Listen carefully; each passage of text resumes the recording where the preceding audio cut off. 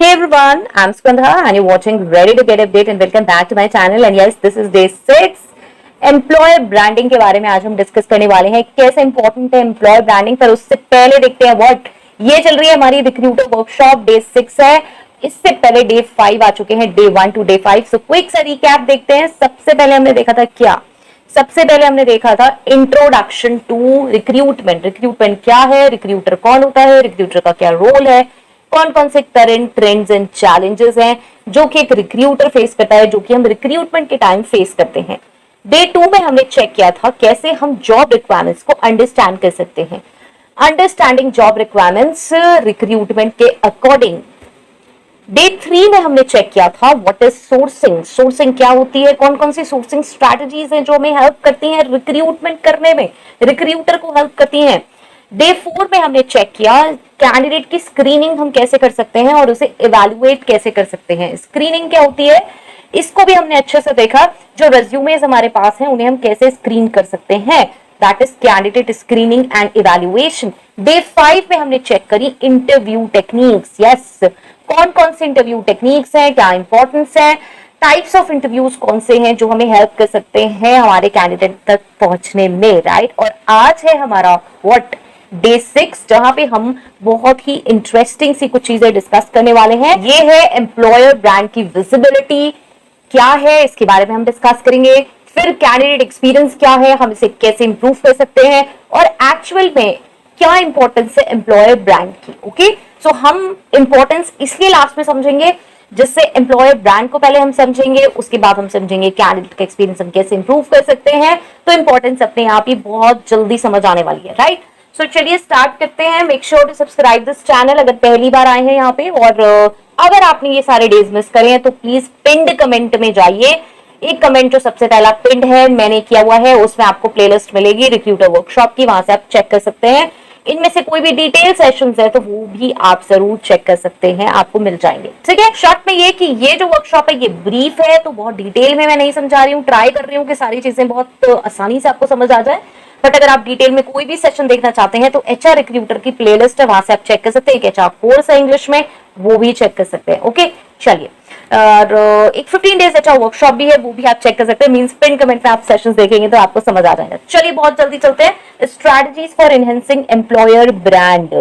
क्या क्या स्ट्रैटेजीज हम यूज कर सकते हैं एम्प्लॉयर ब्रांड को इंप्रूव करने के लिए, एम्प्लॉयर ब्रांड की विजिबिलिटी एक्चुअली लाने के लिए।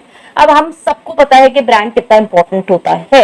एम्प्लॉयर ब्रांड के बारे में भी मैं कई बार डिस्कस कर चुकी हूँ। एम्प्लॉयर ब्रांडिंग क्या होता है वो भी एक सेशन मिल जाएगा आपको कंपनी की सीरीज में, उसको वहां से आप चेक कर सकते हैं। शॉर्ट में अगर हम इसे देखें तो एम्प्लॉयर ब्रांड क्या है, ब्रांड एक्चुअली में क्या है। ब्रांड वही चीज है जहां पे हम बात करते हैं हाईलाइट होने की। कोई कंपनी है वो हाईलाइटेड है, हम उसे जानते हैं, पहचानते हैं। एक्चुअल में ब्रांड यही है, राइट। किसी भी क्लॉथ को हम परचेस करने जाते हैं तो वहां पे जो टॉप ब्रांड्स होते हैं हम उनकी बात करते हैं। हम कोई भी मोबाइल भी परचेस करते हैं, वहां पे भी हम यार ये ब्रांड है, ठीक है। हम आईफोन की बात करते हैं, वो एक ब्रांड है, ठीक है। चलिए, सो अब इसमें सबसे पहले देखते हैं हम इसे कैसे कर सकते हैं इंप्रूव। सो ऑनलाइन प्रेजेंस से हम इसे कर सकते हैं। ऑनलाइन प्रेजेंस पे हम क्या चीज इंप्रूव कर सकते हैं, तो सबसे पहले हम इंप्रूव कर सकते हैं अपनी कंपनी वेबसाइट को। देखिए यहाँ पे आपको इंश्योर करना होगा कि जो आपका करियर पेज है वो इंगेजिंग और इंफॉर्मेटिव हो। जब भी ऑफिशियल वेबसाइट देखी जाती है तो बहुत बार ऐसा होता है कि हमने ऑफिशियल वेबसाइट को अपग्रेड ही नहीं किया है, वहां पे जॉब्स शो ही नहीं हो रही है, करियर पेज प्रॉपरली बना हुआ ही नहीं है, ठीक है। तो यहाँ पे आप क्या कर सकते हो, टेस्टिमोनियल्स यूज कर सकते हो, वीडियोस यूज कर सकते हो, और जो आपके एम्प्लॉइज हैं उनकी स्टोरीज शोकेस कर सकते हो, जिससे पता चले आपके कंपनी का कल्चर, वैल्यूज और एम्प्लॉय के एक्सपीरियंसेस, वो सब चीजें आप टेस्टिमोनियल्स, वीडियोस और स्टोरीज के रूप में हाईलाइट कर सकते हो। जैसे ही कोई कैंडिडेट आपकी कंपनी की वेबसाइट ओपन करे तो यस, उसे पता चले वीडियोस देख के, स्टोरीज देख के, टेस्टिमोनियल्स देख के कि हाँ यार इस कंपनी में कुछ बात है, इसका कुछ ब्रांड है, कुछ चीजें इसमें की हुई हैं। लाइक आपके जो अचीवमेंट्स है वो, लाइक आपके जो कल्चर है वो, जो आपके वैल्यूज है वो, एम्प्लॉय के जो एक्सपीरियंसेस है वो, एम्प्लॉय की जर्नी है वो, right. And this should be top से बॉटम तक सब एम्प्लॉइज का। अक्सर हमने देखा है कि जैसे कोई मैनेजरियल पोजीशन पे आपने सिर्फ उसका डाल दिया, कोई सीनियर प्रोफाइल पे है उसका डाल दिया, वो लोग तो सब अच्छे से बात करना जानते ही हैं, वो तो शब्दों को घुमा के बोल ही देंगे। सीधी सिंपल भाषा में जो आपका लोअर लेवल एम्प्लॉय है उसके वीडियोस डालने भी जरूरी है कि हाँ यहाँ पे हर एक लेवल ऑफ एम्प्लॉय को आप इक्वली ट्रीट करते हैं, ठीक है। सो आपको ये चीज ध्यान रखनी है कि कंपनी की वेबसाइट में सिर्फ बहुत अच्छा अच्छा जो दिखे, आपको लग रहा है कि यार ये बहुत अच्छी शोभा बढ़ा रहा है, सिर्फ आप उसे मेंशन नहीं करोगे, आपको यहाँ पर इक्वालिटी भी मेंटेन करनी है, जिससे पता चले यार सी इस कंपनी में ऐसा कुछ नहीं है कि यार सीनियर लेवल ही है, जब हम सीनियर पोजीशंस पे पहुंचेंगे तभी हमारी वैल्यू की जाएगी। ओके, बहुत छोटी छोटी चीजें हैं, ये आपको ध्यान रखनी होंगी। एम्प्लॉयर ब्रांड सिर्फ इससे नहीं बनता कि आपने बहुत अच्छा अच्छा सब कुछ हाईलाइट किया हुआ है, हर चमकती चीज सोना नहीं होती। ओके, एंड बहुत ज्यादा आप हाईलाइट करते हो जब चीजों को, तो यस कहीं ना कहीं डाउट भी आता है, और अगर सच में ऐसा कुछ है तो फिर यस आप जहां पॉजिटिव ब्रांडिंग करने की कोशिश कर रहे हो वो नेगेटिव ही आएगी। नेक्स्ट सोशल मीडिया के प्लेटफॉर्म्स को जरूर यूज करें, प्रॉपर लिंक्डइन यूज करें, फेसबुक, इंस्टा, एक्स, जिससे कि आप अपना कंटेंट शेयर कर सकते हैं, हाईलाइट कर सकते हैं वहां पे। यस आप अपनी कंपनी अचीवमेंट्स डालिए, अगेन एम्प्लॉय की स्टोरीज डालिए, डे टू डे एक्टिविटीज जरूर डालिए, और इंगेज करिए फॉलोअर्स को। बेसिकली कैसे रिस्पॉन्ड करके कमेंट्स एंड मैसेजेस पे। अब यार क्या है, बहुत सारे कमेंट्स और मैसेजेस आंसर ही नहीं हो रहे हैं बहुत समय से। क्या है, आपने एक पोस्ट डाल दी, कोई अगर कहता भी है कि यार नाइस पोस्ट या फिर नाइस वीडियो, नाइस स्टोरी, तो आप रिस्पॉन्ड तक नहीं कर रहे हो, आपने सिर्फ लाइक करके छोड़ दिया, या लाइक भी नहीं करा, आपने उतना भी पेन नहीं लिया कि यार हम तो कंपनी है, हम क्यों करें। नो, आप चाहे डेडिकेटेडली किसी को अपॉइंट करिए कि आप जितने भी सोशल मीडिया चैनल्स हैं, जितने भी सोशल मीडिया अकाउंट्स हैं, उन सब पे जितने कमेंट्स आ रहे हैं वो उन्हें आंसर करें। ठीक है, चलिए नेक्स्ट इज कंटेंट मार्केटिंग। अब कंटेंट मार्केटिंग क्या है, यहाँ पे ब्लॉग्स एंड आर्टिकल्स की बात हो रही है। पब्लिश करिए कंटेंट इंडस्ट्री रिलेटेड टॉपिक्स पे, कंपनी के अपडेट्स पे और थॉट लीडरशिप पे। देखिए इंपॉर्टेंट है कि हम हाईलाइट करें एम्प्लॉय के अचीवमेंट्स और कंपनी के इनिशिएटिव्स, कि कंपनी इनिशिएटिव्स क्या ले रही है। जैसे कि मेरी कंपनी है, चलिए एक ऑटोमोबाइल इंडस्ट्री में हूं मैं, ऑटोमोबाइल इंडस्ट्री है, वहां पर कुछ लेटेस्ट अभी हुआ, कोई रिसर्च हुई ऑटोमोबाइल रिलेटेड, और आज यहाँ नहीं हुई, कहीं और भी किसी और कंट्री में भी हुई, तो आप यहाँ पर उसे पब्लिश कर सकते हो, यहाँ पर आप उसका आर्टिकल डाल सकते हो। यस अगेन आप यहाँ पे कोई नेगेटिव वे में उस आर्टिकल को डालोगे तो चीजें नेगेटिव वे में चली जाएंगी, आप खुद भी ट्रोल होगे, उसका कोई बेनिफिट नहीं है। जैसे एक टेक्नोलॉजी आई है, आपने एक नॉर्मल आर्टिकल डाला और आपने उसमें पूछा कि भाई आपका क्या ओपिनियन है इसमें, राइट। तो ये चीज बहुत इंपॉर्टेंट है। इसमें क्या होगा कि बहुत सारे वो लोग जो कि आपकी इंडस्ट्री से रिलेटेड होंगे वो जुड़ेंगे, इंगेज होंगे, ये चीजें वर्क करती हैं और इससे बहुत सारे लोग आपसे कनेक्ट होते हैं, राइट। Next is videos. यहाँ पे अगेन आप क्रिएट कर सकते हैं, शेयर कर सकते हैं वीडियोस और प्रोवाइड कर सकते हैं ग्लिम्स कंपनी कल्चर का, ऑफिस एनवायरनमेंट का, एम्प्लॉय एक्सपीरियंसेस का, वर्चुअल टूर्स कर सकते हैं आप, और yes behind the scenes looks दे सकते हैं। एम्प्लॉय इंटरव्यू का क्या सेटअप है वो आप यहाँ पे दिखा सकते हैं। Yes of course employee interview दिखाने की जरूरत नहीं है आपको, आप ब्लर कर सकते हैं फेसेस, या फिर आप बैक से दिखा सकते हैं, या फिर आप सेटअप दिखा सकते हैं कि क्या सिस्टम है वर्चुअल टूर्स के थ्रू, राइट। मैंने इसको स्पेशली वीडियोस को यहाँ पर इसलिए डाला है, मैंने ऊपर भी बात की थी कि आप वीडियोस डाल सकते हैं, लेकिन सोशल मीडिया पे हर वीडियो आप नहीं डाल सकते। लेकिन यहाँ पे जब मैं कंटेंट मार्केटिंग की स्पेशली बात कर रही हूँ तो yes there will be a person जो कि कंटेंट मार्केटिंग को प्रॉपर्ली हैंडल करेगा, और उसी रिलेटेड पर्सन से, मींस उसी एम्प्लॉय से आप ये काम कराएं, या फिर आप थर्ड पार्टी से भी करा रहे हैं, वहीं से ये डेडिकेटेडली करवाएं, प्रॉपर्ली करवाएं। ये ऐसा नहीं है कि कोई भी वीडियो किसी ने डाल दिया। बहुत बार ऐसा होता है बिहाइंड द सीन्स लुक्स में कोई फन एक्टिविटी करते हुए आप दिखा रहे हो और वो एक्चुअल में फन एक्टिविटी नहीं है, किसी की लेग पुलिंग है, गॉसिपिंग है, राइट। सो इस तरीके की चीजें नहीं। जो भी चीज आप पब्लिश कर रहे हो उसको प्रॉपरली सुपरवाइज करके ही पब्लिश करें, प्रॉपरली उसको मॉनिटर करके पब्लिश करें, ठीक है। Next is employee advocacy. अब ये क्या है, देखिए रेफरल प्रोग्राम्स आते हैं, इसमें एनकरेज करें एम्प्लॉइज को रेफर करने के लिए कैंडिडेट्स। हमने इसके बारे में सोर्सिंग में, स्क्रीनिंग में सब में बात की है, लेकिन यहाँ पे मैं इसलिए कह रही हूँ क्योंकि हम एम्प्लॉय ब्रांडिंग की बात कर रहे हैं और ये चीजें ब्रांडिंग को सपोर्ट करती है। जब आप एम्प्लॉय ब्रांडिंग को कन्विंस करेंगे अपनी कंपनी में तो आप ये पॉइंट्स रख सकते हैं कि एम्प्लॉय ब्रांडिंग क्यों जरूरी है एंड कैसे बढ़ती है, ठीक है। सो रेफरल प्रोग्राम से जरूर बढ़ती है, एम्प्लॉइज एंकरेज होंगे, वो प्रमोट करेंगे आपकी कंपनी को अपने नेटवर्क्स में, ठीक है। आपने एम्प्लॉइज से कह दिया, सब डिपार्टमेंट के एम्प्लॉइज से कह दिया आप फ्री हो यार, आप रेफर करो एम्प्लॉइज को, ठीक है, आप रेफर करो कैंडिडेट्स को। यस वो रेफर करते हैं, वो जगह जगह शेयर करते हैं एंड इंपॉर्टेंट है उसके बाद कि हम उन्हें रिकॉग्नाइज करें, हम उन्हें रिवार्ड करें उनके सक्सेसफुल रेफरल्स पे, जिससे वो एनकरेज हो। इससे ब्रांडिंग ऑब्वियसली बढ़ेगी, जो नेक्स्ट कैंडिडेट है जो एम्प्लॉय के रेफरेंस से आएगा उसके माइंड में भी कहीं ना कहीं ये होगा यार देखो कितना वैल्यू किया जाता है एम्प्लॉय को, कि एम्प्लॉय से पूछा जा रहा है कि आप रेफर करो किसी कैंडिडेट को यहाँ पे। ऐसा नहीं है कि किसी खुफिया तरीके से हमने रिक्रूटमेंट किया और बहुत सारे एम्प्लॉइज आपके ऊपर इम्पोज कर दिए, नहीं, ये सबका डिपार्टमेंट है, ऑर्गेनाइजेशन है, उसमें डिफरेंट डिपार्टमेंट्स हैं, तो कहीं ना कहीं काम करते करते तभी एक सेटिस्फैक्शन आता है जब एम्प्लॉयज को ये लगता है यार मुझे कुछ समझा जा रहा है, ठीक है। सो ऑब्वियसली यहाँ से ब्रांडिंग इंप्रूव होती है। यहीं पे देखिए एम्प्लॉय की टेस्टिमोनियल्स इंपॉर्टेंट है, शेयर करें ऑथेंटिक टेस्टिमोनियल्स एम्प्लॉयज के एक्सपीरियंसेस के, और उन्होंने जो ग्रोथ करी है इस कंपनी में, ठीक है, हमने ऊपर भी डिस्कस किया था, यहाँ पे मैंने स्पेशली अलग से लिया है।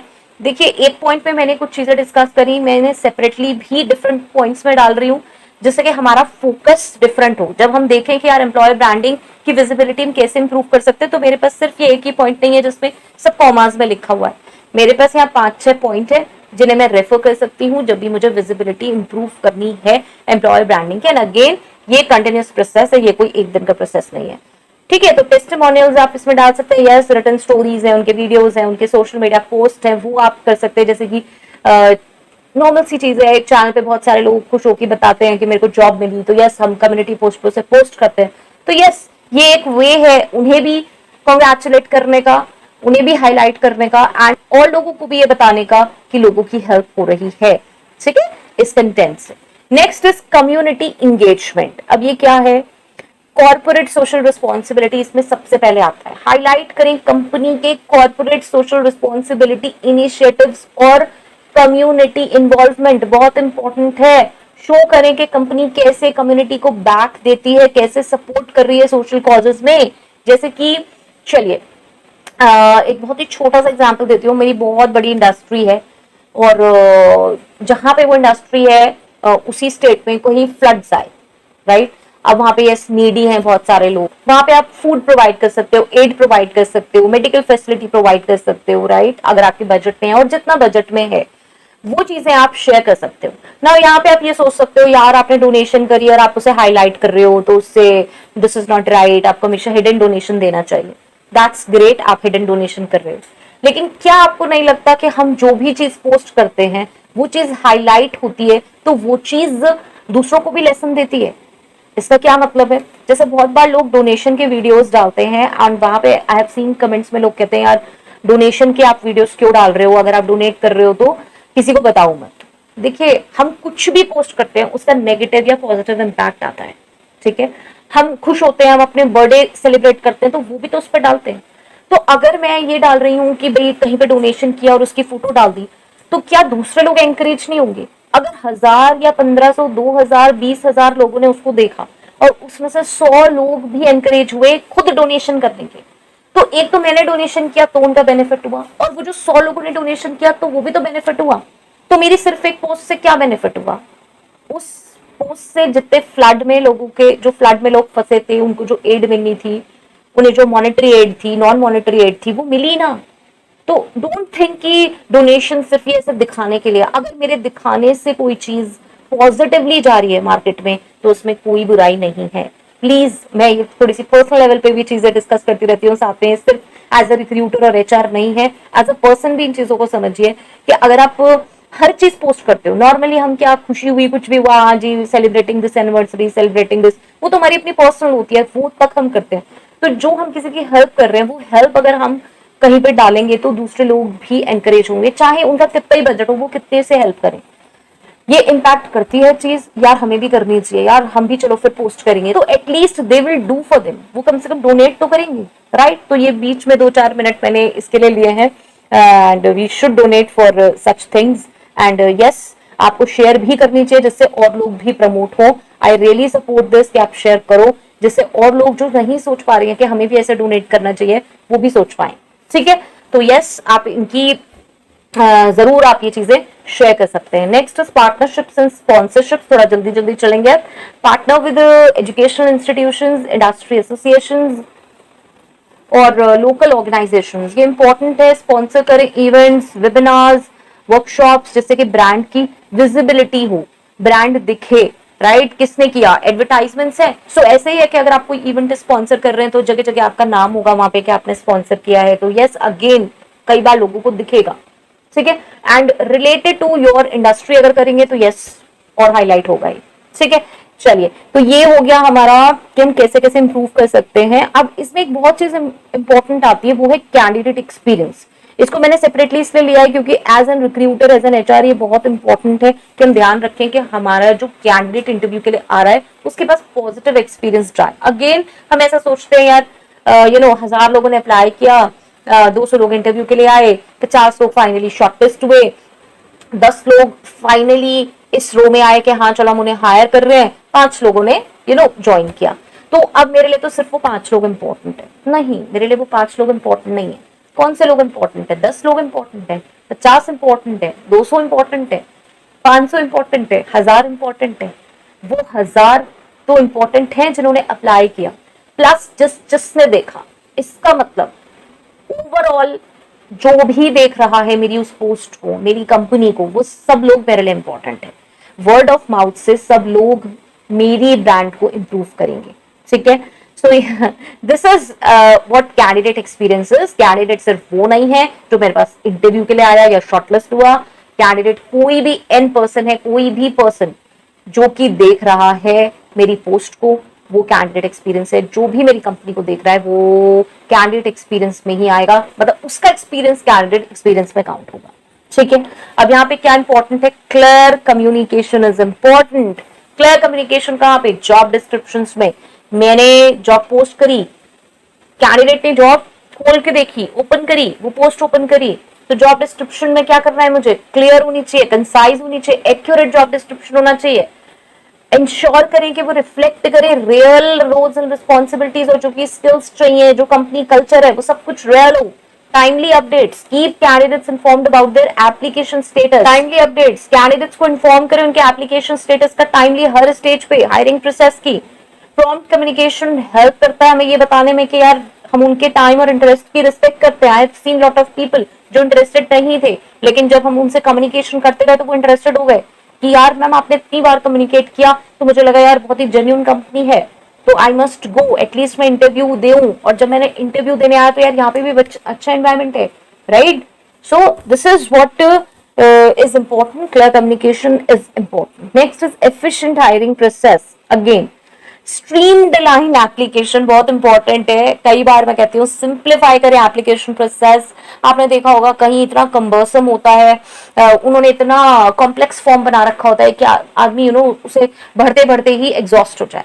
सिंप्लीफाई करिए, यूजर फ्रेंडली हो, उसमें अननेसेसरी स्टेप्स और इन्फॉर्मेशन डालने की जरूरत नहीं है कि हर बार पे आप ओटीपी डाल रहे हो, 2-4 बार ओटीपी डालना पड़ गया उसको, आप रोबोट हो नहीं हो ये डालना पड़ गया, इतनी बार डालना पड़ गया। तो यस पर्सन करेगा जरूर, अप्लाई करेगा, लेकिन ड्रॉप आउट बहुत ज्यादा कैंडिडेट्स होते हैं यार। जब भी मैं करता हूँ, फिर आपने क्या करा, अगर आप बैक गए, जैसे अगर वो कैंडिडेट बैक में चेंज करने गया फॉर्म को, तो आगे का लॉस्ट हो गया। मतलब आपने क्या करा, 5-6 पेज का फॉर्म है वो भर रहा है, वो जो फर्स्ट इन्फॉर्मेशन फॉर्म है आपकी पोस्टिंग का, वो भर रहा है और वो 5-6 पेज का है। जैसे पीछे गया इधर की इन्फॉर्मेशन लॉस्ट हो गई, फिर वो वापस आया तो उधर की इन्फॉर्मेशन लॉस्ट हो गई। मतलब 4-5 पेज उसने पूरे फिल कर दिए थे, 5th पेज पे आके उसे लगा यार 3rd पेज पे मैं कुछ करेक्शंस कर लूं, पीछे गया तो वो सारी इन्फॉर्मेशन लॉस्ट हो गई। Now he is exhausted. वो ऑटो सेव होनी चाहिए, आपने जितना फिल कर दिया वो ऑटो सेव होना चाहिए, राइट। सो यस, ये बहुत छोटी छोटी चीजें हैं, एंड जब हम फॉर्म्स बनाते हैं, हम पोस्टिंग्स बनाते हैं, तो ये चीजें हमें ध्यान रखनी है। अगर ये हमसे नहीं होती तो please take help of some I T professional, लेकिन प्लीज इन्हें प्रॉपर स्ट्रीमलाइन करें। Next is responsive interviewing. देखिए, शेड्यूल करिए इंटरव्यूज प्रॉम्प्टली। ऐसा नहीं है कि हाँ चलो मैंने क्या करा, डेटा मंगाने के लिए ना बहुत सारे कह दिया कि हाँ जी जॉब ओपनिंग है एंड प्लीज अप्लाई। लोग अप्लाई करे जा रहे हैं रोज, 500, 2000, 3000, इतनी सारे लोगों ने अप्लाई कर दिया। मेरे पास फुल ऑन सीवीज आ चुके हैं, मैं इंटरव्यू ही कंडक्ट नहीं कर रही हूँ। Don't do this. ये प्रैक्टिस बहुत लोग करते हैं डेटाबेस को लेने के लिए, इसे मत कीजिए। शेड्यूल करिए इंटरव्यूज प्रॉम्प्टली। कैंडिडेट आज नीडी है, एकदम से उसने जॉब देखी, मुझे आज चाहिए। मैंने 2-3 जगह इंटरव्यू दिया हुआ है यार, एक जगह और अच्छी जॉब निकल गई, मैंने अप्लाई कर दिया, यार इसकी तो डेट ही नहीं आ रही। जहां और किया था वो उसका सारा प्रोसेस भी कंप्लीट हो गया 15-20 दिन, 1 महीने में। यहाँ पे क्या हुआ, यहाँ तो इंटरव्यूज ही शेड्यूल नहीं हो रहे, ठीक है, राइट। इंटरेस्ट बिल्कुल खत्म हो जाता। आज मैंने सब कुछ देखा और मैंने अप्लाई किया था, अब कुछ पता ही नहीं चलता, ठीक है। तो प्रोवाइड करिए clear instructions and expectations for each interview stage. Her interview stage की प्रॉपर आपको इंस्ट्रक्शंस देनी है, जिससे कि उसे क्लैरिटी हो। ठीक है, next is candidate respect and engagement, important again personalised interaction बहुत जरूरी है। एड्रेस करें कैंडिडेट्स को बाय नेम और पर्सनलाइज कम्युनिकेशन से बहुत इंपैक्ट आता है। जब आप नेम से बुलाते हैं किसी कैंडिडेट को तो ऐसा लगता है यार पता नहीं कितने समय से जानते हैं। ठीक है, मेक देम फील वैल्यूड और अप्रिशिएट करें उनके थॉट प्रोसेस को। लाइक आई हैव सीन, जैसे you know candidates are answering questions over the call and आपका रिएक्शन बिल्कुल सिंपल है, मतलब आपका रिएक्शन एक्चुअली निल है, कुछ है ही नहीं। उसने एक दो क्वेश्चन आंसर करे, आपने किसी भी क्वेश्चन पे कुछ भी रिएक्शन नहीं दिया। नाउ अगेन रिएक्शन का मतलब ये नहीं होता कि आपने उसको चूज कर लिया। अगर आप ये कह देंगे यार वेरी गुड या समथिंग लाइक दिस, आपने अगर उसे अप्रिशिएट कर दिया तो डोंट थिंक कि ये है कि हाँ जी आपने उसको चूज कर लिया। अरे उसने जो आंसर करा उस क्वेश्चन का उस वक्त आप सिर्फ उसे अप्रिशिएट कर रहे हो। अगर आप एक कैंडिडेट है और ये चीजें सुन रहे हैं तो प्लीज अंडरस्टैंड करें कि अप्रिशिएट करने का मतलब ये नहीं होता कि आपको सिलेक्ट कर लिया गया है। ठीक है, यहाँ पे भी चीजें कई बार होती हैं कि कैंडिडेट ये सोचते हैं कि यार आपने तब तो मुझे अप्रिशिएट किया था तो यस मेरा सिलेक्शन हो ही जाएगा। सो ऐसा नहीं है, एक जनरल अप्रिसिएशन होता है। और जब एक ही प्रोफाइल के लिए हम 50, 100, 200 लोगों से बात कर रहे हैं तो कई बार ऐसा होता है कि किसी के क्वेश्चंस जो आंसर्स हैं कन्विंसिंग लग जाते हैं। तो कन्विंसिंग ऐसा है कि 20, 40, 50 लोगों के भी कन्विंसिंग लग सकते हैं। तो इसका मतलब ये नहीं है कि हमने वहीं के वहीं आपको सिलेक्ट कर लिया। ओके, सो कंस्ट्रक्टिव फीडबैक जरूरी है, प्रोवाइड करें कंस्ट्रक्टिव फीडबैक कैंडिडेट्स को जो कि सिलेक्ट नहीं हुए हैं। देखिए ये मैं कहूंगी डिपेंड करता है बहुत बार एरिया पे कि कैंडिडेट्स कैसे हैं, कैंडिडेट्स नेगेटिव फीडबैक लेने के लिए रेडी हैं या नहीं है, या फिर दे आर लाइक नहीं नहीं ये कैसे होगा, नहीं ऐसा तो गलत नहीं था। अगर इस तरीके की चीजें हैं, स्पेशली वहां पे ऐसे कैंडिडेट्स हैं जो कंस्ट्रक्टिव फीडबैक नहीं ले पाते हैं, तो yes you have to discuss with your manager कि आपको फीडबैक कैसे देना है। ठीक है, help them understand their strengths और कहाँ पे इम्प्रूवमेंट इंपॉर्टेंट है। एंड ये पॉजिटिव इंप्रेशन क्रिएट करता है ऑब्वियसली कंपनी का, तो हेल्प करता है ये अगेन एम्प्लॉय ब्रांडिंग में। नेक्स्ट इज देखिए ऑन बोर्डिंग प्रोसेस और है यहाँ पे जो कि कैंडिडेट एक्सपीरियंस को इनहांस करती है। यहाँ पे अगर आप वार्म वेलकम दे रहे हो, क्रिएट कर रहे हो एक engaging onboarding process new hires के लिए, बहुत अच्छा फील कर रहे हैं, प्रोवाइड करें उन्हें नेसेसरी रिसोर्सेज जो उन्हें चाहिए, इंट्रोडक्शन अच्छे से कराइए और सपोर्ट करें कि वो इंटीग्रेट कर पाए स्मूथली। एक कैंडिडेट न्यू आता है उसके लिए बहुत इंपॉर्टेंट है कि आप उसे कैसे ट्रीट कर रहे हो अपार्ट फ्रॉम एवरीथिंग। ठीक है, so this is next is ongoing support. Yes, offer करें कंटिन्यूस सपोर्ट और check in during initial months, important है ये। ऑनबोर्डिंग पे प्रॉपर सेशन बने हुए हैं, प्लेलिस्ट है प्रॉपर, आप उसे चेक कर सकते हो। ऑनबोर्डिंग आप कैसे करा सकते हो, ओरिएंटेशन, ऑनबोर्डिंग प्रोग्राम मैंने सब ड्राफ्ट किया हुआ है, वो आप उसमें चेक कर सकते हैं, आपको मिल जाएगा। ऑनबोर्डिंग के प्रोसेस पे कंप्लीट प्लेलिस्ट है जिसमें 4 सेशंस हैं जहाँ पे आपको ऑनबोर्डिंग क्या होता है, ओरिएंटेशन क्या होता है, हम कैसे करा सकते हैं, ऑनबोर्डिंग का कैसे प्रोग्राम आप बना सकते हो, वो सब मेंशन है। प्लीज आप उसे वहां से चेक कर लें। यहाँ पे मैं डिटेल में डिस्कस नहीं कर रही हूँ क्योंकि एक बहुत वाइड टॉपिक है कि हम कैसे एक कैंडिडेट को, कैसे एक एम्प्लॉय को, न्यू हायर को अपने यहाँ वेलकम करते हैं, इंट्रोड्यूस करते हैं एंड देन उसकी ट्रेनिंग का प्रोसेस करते हैं। ओके, सो यस ऑफर करना है आपको कंटिन्यूस सपोर्ट और चेक इन इंपॉर्टेंट है इनिशियल मंथ में, जिससे कि यस सेटल हो पाए न्यू हायर और उनके पास वो रिसोर्सेज हो जो एक्चुअली उन्हें चाहिए। ठीक है, सो ये हो गया हमारा पॉजिटिव कैंडिडेट एक्सपीरियंस। अब जल्दी से देख लेते हैं इसकी इंपॉर्टेंस, बिकॉज आई थिंक ये सेशन एक्सटेंड हो गया है 20 मिनट से ऊपर ऑलरेडी, बट प्लीज जरूर रुकिएगा, इंपॉर्टेंस बहुत जल्दी जल्दी हम देखेंगे। तो चलिए इंपॉर्टेंस क्या है इसमें, attracting talent, yes competitive advantage रहती है, स्ट्रॉन्ग एम्प्लॉयर ब्रांड है तो वो डिफरेंशिएट करता है कंपनी को अदर कॉम्पिटिटर्स से। ठीक है, तो ऑब्वियसली आपको हाई क्वालिटी कैंडिडेट्स मिलेंगे जो कि सिर्फ जॉब नहीं देख रहे हैं, वो एक अच्छी ऑर्गेनाइजेशन भी देख रहे हैं कि यार चलो मैं एक लॉन्ग टर्म एक ऑर्गेनाइजेशन के साथ रह पाऊं। ठीक है, और पैसिव कैंडिडेट्स आपको मिल सकते हैं।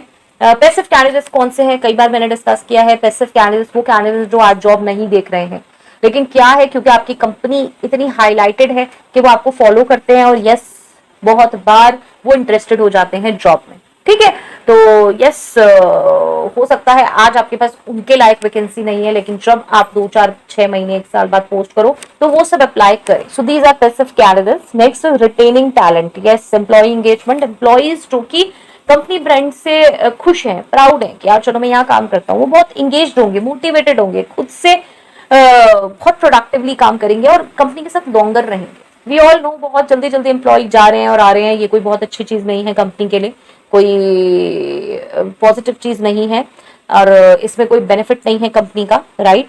एम्बेसडरशिप, एम्बेसडरशिप क्या है देखिए, इसको मैंने इसलिए यूज किया है, क्या होता है ब्रांड एम्बेसडर्स होते हैं, किसी कंपनी के ब्रांड एम्बेसडर्स बन जाते हैं, आप उन्हें बनाओ नहीं बनाओ, लेकिन क्या होता है अगर एम्प्लॉय बहुत समय से है, वो जहां भी जा रहा है अपनी कंपनी के बारे में बात कर रहा है, तो ना चाहते हुए भी आपने उसे एम्बेसडर नहीं बनाया, आपने ये नहीं कहा कि एम्प्लॉय ब्रांड एम्बेसडर है, लेकिन वो हर जगह बात करता है आपकी कंपनी के बारे में, वो खुद से ही ब्रांड एम्बेसडर बन गया और वो खुद से प्रमोट करता है अपने नेटवर्क में हर जगह, तो ये हमारा ही ब्रांड इंप्रूव हो रहा है, एम्प्लॉय का ही ब्रांड इंप्रूव हो रहा है, राइट।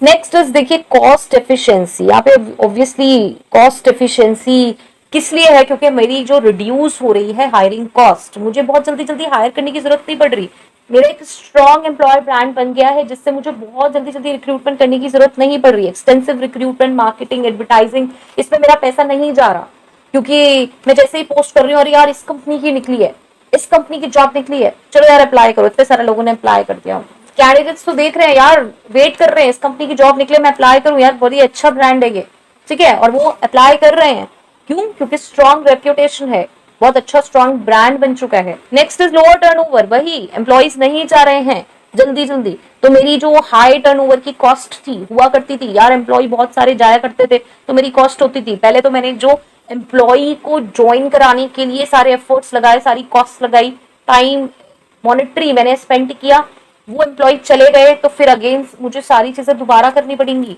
ठीक है, तो वो ऑब्वियसली हाई टर्नओवर कॉस्ट हुआ करती थी, रिक्रूटमेंट पे, ट्रेनिंग पे, ऑनबोर्डिंग के एक्सपेंसेस, वो सब अब मेरे हो ही नहीं रहे हैं, यस लोअर हो गया है टर्नओवर, तो ये ऑब्वियसली बहुत हेल्पफुल है, अगर मेरा ब्रांड अच्छा है तो ये मुझे हेल्प करेगा कि मेरी कॉस्ट ज्यादा ना रहे, ठीक है। तो चलिए अगर इसे समराइज करें तो वो ये है कि अगर हम फोकस करते हैं कि एम्प्लॉयर ब्रांडिंग इंपॉर्टेंट है, तो कुछ स्ट्रैटेजीज जरूर हमें अपनानी पड़ेंगी इसकी विजिबिलिटी को बढ़ाने के लिए, ऐसा नहीं है कि अपने आप ही हो जाएगा, हमें बहुत सारी चीजों का ध्यान रखना पड़ेगा, इसमें बहुत इंपॉर्टेंट है कि पॉजिटिव कैंडिडेट एक्सपीरियंस को हम क्रिएट कर पाए, जिससे कि जो हमारी कंपनीज हैं, जो हमारी कंपनी है, उसका एक स्ट्रॉन्ग एम्प्लॉयर ब्रांड बन पाए, एक स्ट्रॉन्ग ब्रांड बन पाए जो कि अट्रैक्ट करे, रिटेन करे टॉप टैलेंट को, टॉप टैलेंट रिटेन हो रहा है, वो इनहेंस करेगा एम्प्लॉय एंगेजमेंट को, एंड यस अल्टीमेटली कंट्रीब्यूट करेगा ऑर्गेनाइजेशन की सक्सेस को, ठीक है।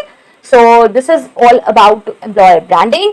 नाउ नेक्स्ट सेशन में हम डिस्कस करने वाले हैं डे 7 में हम डिस्कस करने वाले हैं diversity and inclusion and recruitment, बहुत बार डिस्कस किया, लेकिन एक डेडिकेटेड सेशन बहुत जरूरी है, as a recruiter, as an H R हमारी रिस्पॉन्सिबिलिटी है कि हम डाइवर्सिटी एंड इंक्लूजन पे जरूर फोकस करें रिक्रूटमेंट करते समय, okay. So yes I hope so this was helpful, अगर हेल्पफुल है तो मुझे जरूर बताएं, कमेंट्स बहुत कम आ रहे हैं, तो कई बार लगता है यार पता नहीं लोग देख रहे हैं नहीं देख रहे हैं, व्यूज आ रहे हैं लेकिन उतने कमेंट्स नहीं आ रहे हैं, right. So yes please do right, and yes अगर आप लोग एचआर्स हैं, रिक्रूटर्स हैं, तो भी मुझे जरूर बताएं, अलग अलग जगह से हेल्पफुल है, यस जरूर बताएं। Until next video, all the very best, stay happy, stay safe. Thanks for watching. Bye bye.